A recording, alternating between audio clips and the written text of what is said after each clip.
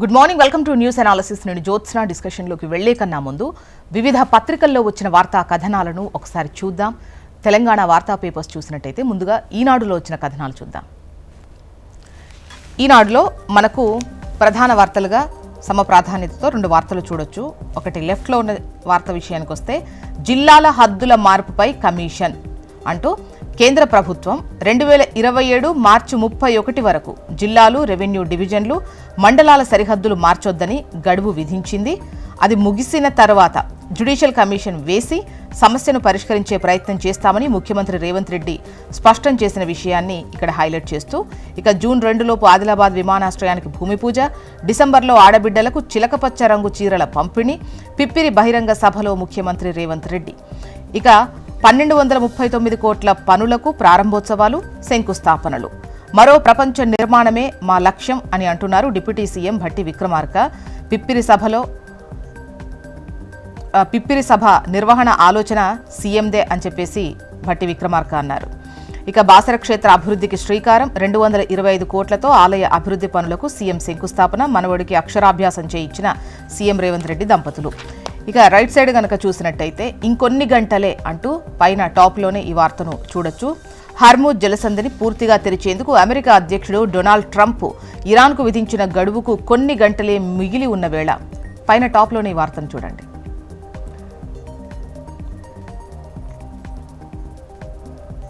ఇంకొన్ని గంటలే అంటూ ఈ వార్తను హైలైట్ చేశారు. అంటే హర్ముజ్ జలసంధిని పూర్తిగా తెరిచేందుకు అమెరికా అధ్యక్షుడు ట్రంప్ ఇరాన్కు విధించిన గడువు కొన్ని గంటలే మిగిలి ఉంది. పశ్చిమాసియా యుద్ధం ఏ క్షణాన ఏ మలుపు తిరుగుతుందో అన్న తీవ్ర ఉత్కంఠ నెలకొంది అని చెప్పొచ్చు. ఇక ట్రంప్ ఇచ్చిన గడువు మన కాలమానం ప్రకారం బుధవారం తెల్లవారుజామున 5:30 ముగుస్తుంది. అప్పట్లోగా హర్ముజ్ను తెరవకపోతే ఇరాన్లో వంతెనలు, విద్యుత్ కేంద్రాలను నేలమట్టం చేస్తామని ఆయన హెచ్చరించిన విషయం మనకు తెలిసిందే కదా. ఇంతకుముందు డెడ్లైన్ పొడిగింపుతో తాత్కాలిక ఊరటలు కల్పించినా ఈసారి మాత్రం పొడిగింపు ఉండబోదని తేల్చి చెప్పారు. ఇరాన్ను తమ బలగాలు ఒక్క రాత్రిలో తుడిచిపెట్టేయగలవన్నారు. ఆ రాత్రి మంగళవారం రాత్రే కావచ్చని హెచ్చరించారు. పరిస్థితులు మరింత విషమిస్తుండటంతో ఈజిప్టు, పాకిస్తాన్, తుర్కీ మధ్యవర్తిత్వ ప్రయత్నాలు ముమ్మరం చేసినా ఆశించిన ఫలితమైతే దక్కలేదు అంటూ ఈ వార్తనిచ్చారు. ఇక 9 మంది పోలీసులకు ఉరిశిక్ష. తమిళనాడులోని సాత్తాన్కుళంలో పోలీస్ కస్టడీలో తండ్రి కుమారులు మృతి చెందిన కేసులో 9 మంది పోలీసులకు మదురై న్యాయస్థానం ఉరిశిక్ష విధించింది. 2020 కరోనా లాక్డౌన్ టైంలో తూత్తుకుడి జిల్లా సాత్తాన్కుళంకి చెందిన జయరాజ్, ఆయన కుమారుడు ఫెనిక్స్ అనుమతించిన సమయం దాటినా సెల్ ఫోన్ దుకాణాన్ని తెరిచుంచారని పోలీసులు ఇద్దరిని స్టేషన్కు తీసుకెళ్లారు. రాత్రంతా కొట్టడంతో తీవ్రంగా గాయపడ్డ ఇద్దరు ఆసుపత్రిలో చికిత్స పొందుతూ మృతి చెందారు. ఈ ఘటన రాష్ట్ర వ్యాప్తంగా తీవ్ర కలకలం సృష్టించింది. మద్రాస్ హైకోర్టు మదురై ధర్మాసనం ఈ కేసును సుమోటోగా విచారణకు తీసుకుని సీబీఐకి అప్పగించింది. దర్యాప్తు చేపట్టిన సీబీఐ అధికారులు ఇన్స్పెక్టర్ శ్రీధర్, ఎస్ఐలు Balakrishnan, Raghu Ganesh and head constable Murugan, కానిస్టేబుళ్లు మూత్రా, చెల్లెదురై, థామస్, ఫ్రాన్సిస్, సామిదురులపై కేసు నమోదు చేశారు. వారిని అరెస్ట్ చేసి మదురై సెంట్రల్ జైలుకు తరలించారు. 5 ఏళ్లుగా ఈ కేసు విచారణ సాగింది. మదురై జిల్లా మొదటి సెషన్ కోర్టులో జరుగుతోంది విచారణ. నిందితుల్లో ఒకరైన ఎస్ఐ పాల్దురై అనారోగ్యంతో చనిపోయారు.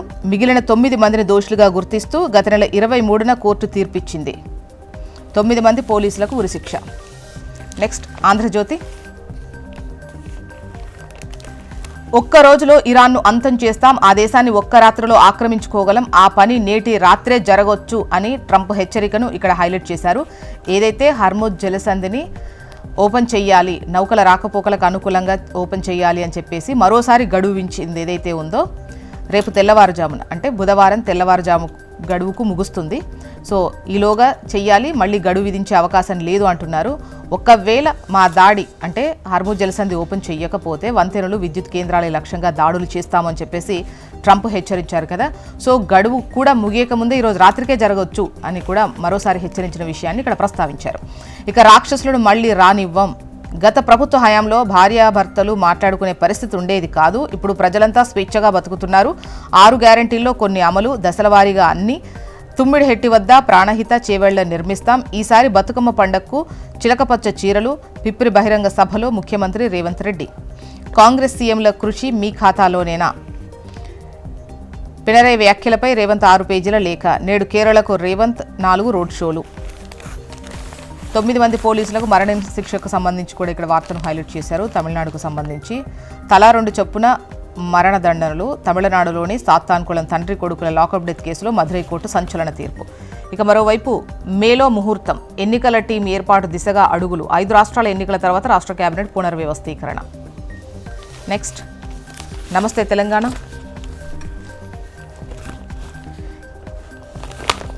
ఇక్కడ వివిధ వార్తలను ప్రముఖంగా ప్రచురించడం చూడొచ్చు. ఒకటి, పైన టాప్లో గనక చూసినట్టయితే కాంగ్రెస్ మూకల అరాచకంపై గజ్వేల్ గర్జించింది. కేసీఆర్ అధికారిక క్యాంపు కార్యాలయంపై 3 రోజుల క్రితం కాంగ్రెస్ జరిపిన దాడికి నిరసనగా నిన్న బీఆర్ఎస్ ఇచ్చిన పట్టణ బంద్ విజయవంతమైంది. పెద్ద ఎత్తున ప్రజలు పట్టణంలో ర్యాలీ నిర్వహించారు. కేసీఆర్ జోలికొస్తే ఖబర్దార్ అంటూ హెచ్చరించారు. వ్యాపార వాణిజ్య సంస్థలు స్వచ్ఛందంగా బంద్ను పాటించాయి. బీఆర్ఎస్ నియోజకవర్గ ఇన్ఛార్జ్ వంటేరు ప్రతాప్ రెడ్డి నేతృత్వంలో 100 మంది భారీ బైక్ ర్యాలీ చేపట్టారు. దారి పొడవునా కేసీఆర్ జిందాబాద్ అనే నినాదాలతో హోరెత్తించారు. ఈ సందర్భంగా బీఆర్ఎస్ నేతలను పోలీసులు అడ్డుకున్నారు అనేది పైన టాప్లో వార్త. ఇక ఆలేరు నేత గుట్టల మేత అంటూ చుట్టూరు గుట్టల్లో యథేచ్ఛగా బాంబుల మూత, సర్కార్ భూముల్లోనూ మైనింగ్, ఖజానాకు గండి. ఇక ఈ రాష్ట్రంలో పని చేయలేం, తీవ్ర అసంతృప్తిలో ఐఏఎస్, ఐపీఎస్ అధికారులు, సివిల్ సర్వెంట్లపై కాంగ్రెస్ ప్రభుత్వం చిన్నచూపు, విధానాల్లో గందరగోళం, వేధింపుల వాతావరణం అంటూ వార్తనిచ్చింది.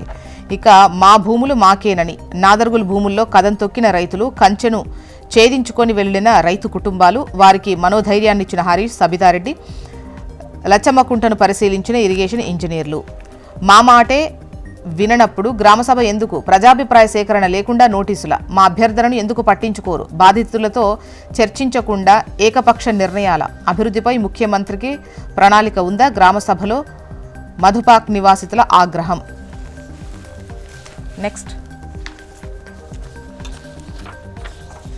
ఏపీ వార్తా విశేషాల్లో ముందుగా ఈనాడు ఏపీ వార్తా విశేషాలు.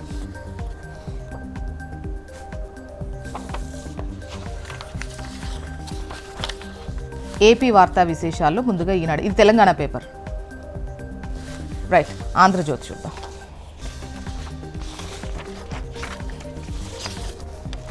ఆంధ్రజ్యోతి చూసినట్టయితే ఒక్క రోజులో ఇరాన్ అంతం చేస్తామని చెప్పేసి ట్రంప్ చేసిన వ్యాఖ్యలనే ఇక్కడ ప్రముఖంగా చూడొచ్చు. ఇక అమరావతి రాజధాని, చట్టబద్ధ రక్షణ ప్రక్రియ సంపూర్ణం, రాష్ట్రపతి ఆమోదముద్ర, ఆ వెంటనే గెజెట్ నోటిఫికేషన్ జారీ, 2024 జూన్ 2 నాటి నుంచే అమరావతి. ఇక జలధారతో ప్రతి ఎకరాకు నీరుంటే సంపద ఉన్నట్టే, జల సంరక్షణకు 100 రోజుల యాక్షన్ ప్లాన్, రాష్ట్రానికి ద్రోహం చేసిన వైసీపీ, జగన్కు పిచ్చి ముదిరి మావిగన్ మాటలు అన్న వార్తను ఇక్కడ ఇస్తూ, అనంతపురం జలధార సభలో చంద్రబాబు, నీటి భద్రత, సాగునీటి సంఘాల బాధ్యత అని చెప్పి ఏదైతే యాప్ ఆవిష్కరించారో అదే ఇక్కడ హైలైట్ చేశారు. ఇక వేగంగా విముక్తి, 22A పై కలెక్టర్ అధికారాల వికేంద్రీకరణ, వీటిలో కొన్ని జేసీ, ఆర్డీఓలకు బదలాయింపు, పట్టాభూముల పరిష్కార బాధ్యత వీరిదే. ఇక పిల్లలు తగ్గిపోతున్నారు, రాష్ట్రంలో పడిపోతున్న జననాల రేటు 2.1 నుంచి 1.5% తగ్గిన చిన్నారులు, ఇద్దరు కూడా వద్దనుకుంటున్న జంటలు, బడుల్లో తగ్గుతున్న విద్యార్థుల చేరికలు, ప్రభుత్వ ప్రైవేటు బడుల్లో కనిపించని గ్రోత్. ఇక ఈనాడు చూద్దాం. అమరావతికి రాజముద్ర అంటూ 2024 జూన్ 2 నుంచి రాష్ట్ర రాజధాని హోదా, రాష్ట్రపతి ద్రౌపది ముర్ము సంతకంతో చట్టరూపం, గెజెట్ నోటిఫికేషన్ రిలీజ్. వినువీధిలో అల్లంత దూరానికి అత్యంత ఎక్కువ దూరం పయనించిన మానవ సహిత యాత్ర, ఆర్టెమిస్ 2 రికార్డ్, చందమామ చుట్టూ ప్రదక్షిణ ప్రారంభం. ఇక నెలలు, సంవత్సరాలు, దశాబ్దాలు గడుస్తున్న పల్లెను వీడని ఫ్లోరైడ్ భూతం, ప్రభుత్వాలు చర్యలు తీసుకుంటున్నా తగ్గని ప్రభావం, రక్షిత నీరు కరువై బోర్లే దిక్కు, జల్ జీవన్ మిషన్ పనులు పూర్తయితేనే సమస్యకు శాశ్వత పరిష్కారం, ప్రకాశం, మార్కాపురం జిల్లాలో పలుచోట్ల మంచానికే పరిమితమవుతున్న బాధితులు. ఇంకొన్ని గంటలే అంటూ హర్మూజ్పై రేపు తెల్లవారుజాముతో ముగియనున్న ట్రంప్ గడువు, 45 రోజుల కాల్పుల విరమణకు ఈజిప్టు, పాక్, తుర్కీ ప్రతిపాదన తిరస్కరించిన ఇరాన్పై అమెరికా, ఇజ్రాయెల్ భీకర దాడులు, 26 మంది మృతుల్లో ఐఆర్జీసీ నిఘా విభాగం అధిపతి. నెక్స్ట్ సాక్షి. ఇక కాల్పుల విరమణకు ఇరాన్ నో, మధ్యవర్తుల ప్రతిపాదనకు తిరస్కరణ, యుద్ధం ఆపాలంటూ అమెరికాకు 10 షరతులు, తగిన మూల్యం చెల్లిస్తారని హెచ్చరించిన ట్రంప్. ఇక సమాధానాలు చెప్పలేకే ఎదురుదాడి, రాజధాని ముసుగులో చంద్రబాబు సర్కార్ అవినీతి అక్రమాలపై మాజీ సీఎం వైఎస్ జగన్ సూటి ప్రశ్నలు అంటూ రోడ్లు, డ్రైనేజ్, తాగునీరు, విద్యుత్తుకే 2 లక్షల కోట్లు ఖర్చు చేస్తే మిగతా ప్రాంతాల అభివృద్ధి మాటేంటి? 7 ఏళ్లు మీరే ముఖ్యమంత్రిగా ఉండి భూములిచ్చిన రైతులకు కనీసం ప్లాట్లు ఎందుకు ఇవ్వలేదు?